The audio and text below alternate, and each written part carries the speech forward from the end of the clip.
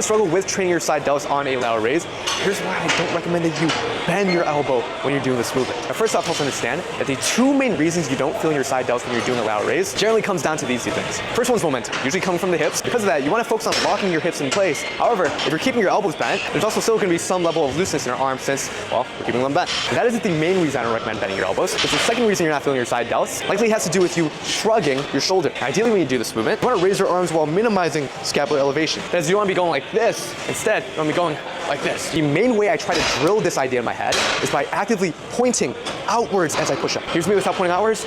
Here's me if I do point outwards. Of course, if we keep our elbows bent, it's kind of hard to actively think about doing that. When we strain our elbows, let gravity do the work, and then actively point out, well, it is easier to avoid scapular elevation.